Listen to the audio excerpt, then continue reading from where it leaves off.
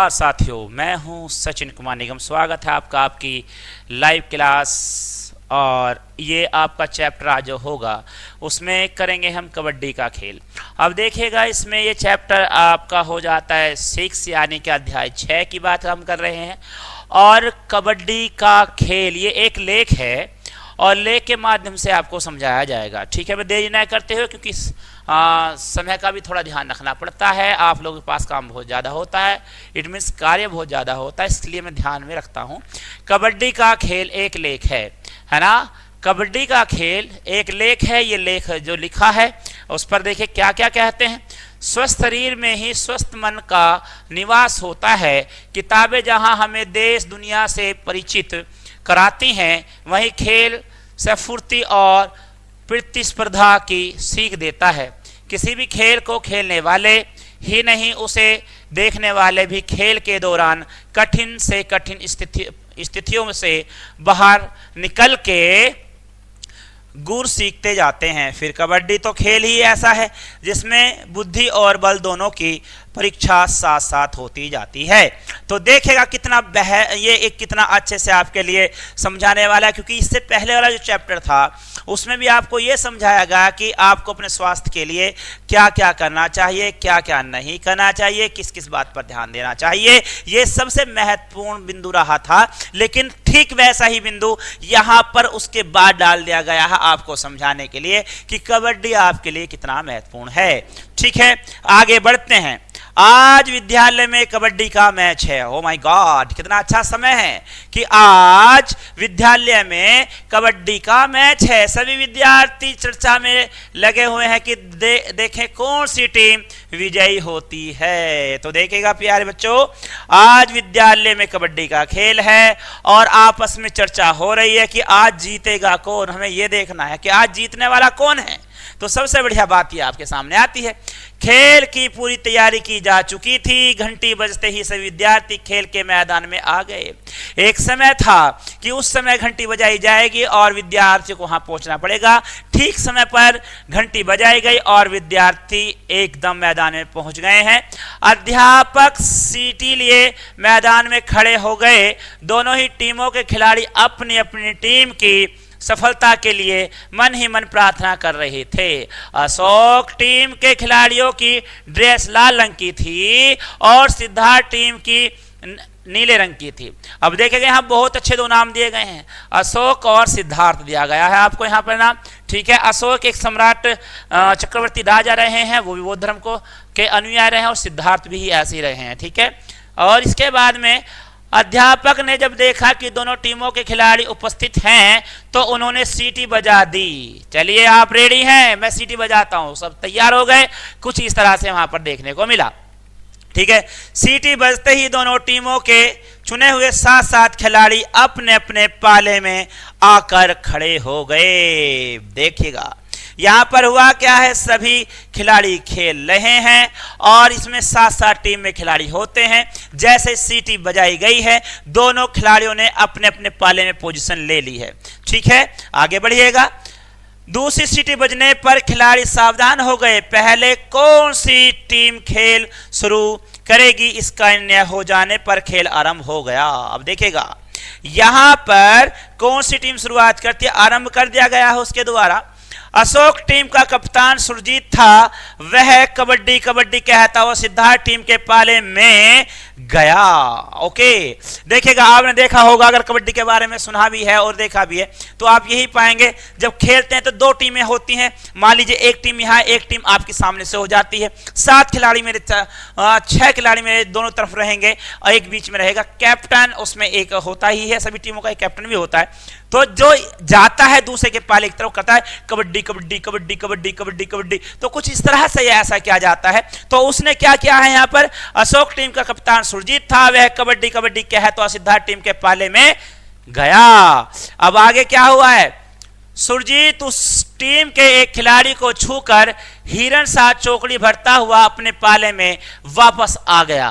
खेल के नियम के अनुसार जिस खिलाड़ी को उसने छुआ था वह अब मरा मान लिया गया, उसे पाले के बाहर खड़ा कर दिया गया।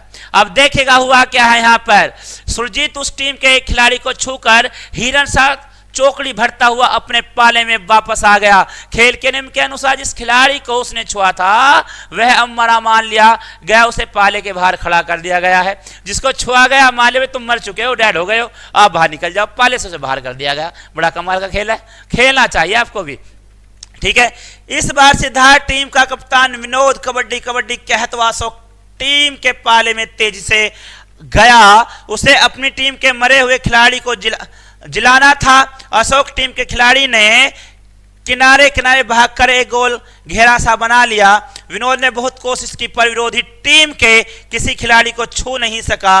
विनोद समझ गया कि वह चारों ओर से घिर चुका है, किसी भी खिलाड़ी को छूकर भागना कठिन है। उसने जैसे ही अपना पाले की तरफ लौटना चाहा तभी अमर ने छलांग लगाकर उसे जोर से पकड़ लिया। देखिए वो सोच रहा था अगर मैं एक खिलाड़ी इसमें सिद्धार्थ की टीम का गिरा देता हूं, ठीक है, तो सॉरी अशोक की टीम का मैं गिरा देता हूं तो होगा क्या, मेरी टीम का जो खिलाड़ी है वो जिंदा हो जाएगा, निका मर जाएगा। तो यहां इस काम को क्या, लेकिन तमाम कोशिश करने के बाद में तमाम कोशिशें की गई, उल्टा उसको घेर लिया गया चारों तरफ से। उसने भाग दौड़ कर किसी तरह से अपनी जान बचाई, समझ गया कि मैं फंसने वाला हूं और वापस वो निकल गया वहां से। ठीक है, विनोद ने कबड्डी कबड्डी कहते हुए अपने पाले में पहुंचने का पूरा प्रयास किया, किंतु उसकी सांस टूट गई, वह भी मरा मान लिया गया। ये लीजिएगा, ये छलांग तो लगा इसने लेकिन पहुंच नहीं पाया था, मैं गलत क्या गया। ठीक है, छलांग लगाई लेकिन पहुंच नहीं पाया और वापस उसे भी मरा मान लिया गया। इसके बाद में अशोक टीम का उत्साह बढ़ा हुआ था, दर्शक भी उनका मनोबल बढ़ा रहे थे, लेकिन सिद्धार्थ टीम के खिलाड़ी भी लगन के पक्के थे। उन्होंने अब पहले से अधिक फुर्ती और समझदारी से खेलना शुरू किया। अब देखेगा कुछ इस तरह से खड़े होते हैं खिलाड़ी, है ना, ये हो गया है। अभी यहाँ पर ये अंपायर खड़े हैं सीटी बजाने वाले। अशोक टीम का खिलाड़ी जार्ज तेजी से दौड़ता हो सिद्धार्थ टीम के पाले में आया, किंतु वह किसी को छू नहीं सका। इस प्रकार खेल कुछ देर और चला। खेल का आधा समय हो जाने पर सीटी बजी, 5 मिनट का विश्राम दिया गया। पहली पारी में अशोक टीम को 20 अंक मिले। इसके बाद में विश्राम के बाद सिद्धार्थ टीम के खिलाड़ियों ने खेल आरंभ किया। आकाश कबड्डी कबड्डी बोलता हुआ आया और बड़ी तेजी से अशोक टीम के पाले में घुसकर इधर उधर चक्कर लगाने लगा।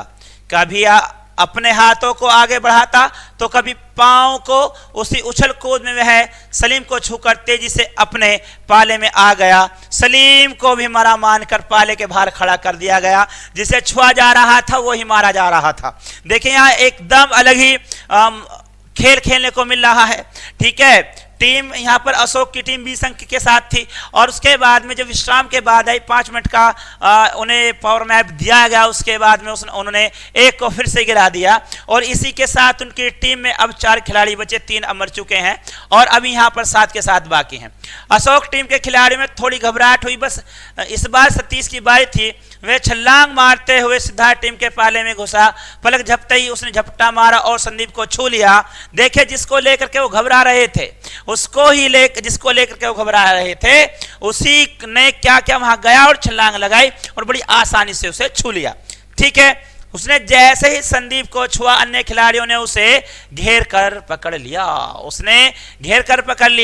उसकी दशा जाल में फंसी मछली की तरह हो गई। उसने बहुत हाथ पांव मारे पर पकड़ से निकल न सका, वह भी मरा घोषित कर दिया गया। दोनों टीम अब बराबर थी। जीत किसकी होगी इसका अनुमान लगाना कठिन था, क्योंकि 2 उधर से मारे गए, 2 उधर से मारे गए, 5 खिलाड़ी बाकी रह गए हैं, लेकिन चल तो खेल बराबर ही रहा है। अब देखते हैं आगे क्या होगा। देखेगा कुछ इस तरह से वहां पर होता है। खेल समाप्त होने में कुछ ही समय शेष रह गया था। अर्पित ने दौड़ लगाई और अशोक टीम के पाले में जाकर कबड्डी कबड्डी कहने लगा। वह विजयी होने की लगन से प्रेरित था, उसे किसी ना किसी को मारना ही था। अवसर पाते ही उसने अपने हाथों का एक झटका मारा और अपने पाले की ओर भागा। विरोधी पक्ष खिलाड़ी भी पूरी तरह सावधान थे। उन्होंने अर्पित को घेर कर पकड़ना चाहा। इसी धर पकड़ में अर्पित जमीन पर गिर गया। अर्पित कबड्डी कबड्डी बोलता रहा। उसने अपनी सांस नहीं टूटने दी। यदि सांस टूट जाती तो वह मरा घोषित कर दिया जाता। उसने जमीन पर घिसट कर अपने पाले की रेखा को छू लिया। इसके बाद वह मरा नहीं बल्कि उसको पकड़ने वाले खिलाड़ी ही मरे घोषित किए गए। सिद्धार्थ टीम के खिलाड़ियों और उनके साथियों में प्रसन्नता की लहर दौड़ गई। तभी सीटी बजी, खेल का समय पूरा हो गया था। दूसरी पारी में सिद्धार्थ टीम को 30 अंक मिले। सिद्धार्थ टीम विजयी घोषित की गई। दोनों टीमों के खिलाड़ियों ने एक दूसरे के से हाथ मिलाया। अशोक टीम के खिलाड़ियों ने सिद्धार्थ टीम के खिलाड़ी को बधाई दी। तो यहां बड़ी कसम कसा के साथ खेल चलता रहा और खेल खत्म हुआ। सिद्धार्थ टीम जीतती है, अशोक टीम हार जाती है। ताली गड़गड़ाहट के साथ खेल का मैदान गूंज उठता है। आप भी बजाओ ताली, ठीक है। तो बच्चों, इनसे क्या क्या आपको मिलता है? बच्चों को खेलों के महत्व से अवगत करवाएं, उन्हें अभ्यास, मेहनत, एकाग्रता, समर्पण, जुझारूपन आदि गुणों को अपनाने के लिए प्रेरित करें। बच्चों को खेल भावना की जीवन में उपयोगिता बताएं। इसके बाद कबड्डी एक खेल, सफलता, कामयाबी, उपस्थिति, हाजिर मौजूद, मनोबल, मन का बल, अनुमान, अंदाजा, विजय, विजेता, ड्रेस, वर्दी, निर्णय, फैसला, फुर्ती, स्फूर्ति या चपलता और लगन, धैर्य होता है। तो प्यारे बच्चों, खेल आपके जीवन में बड़ा महत्व रखते हैं।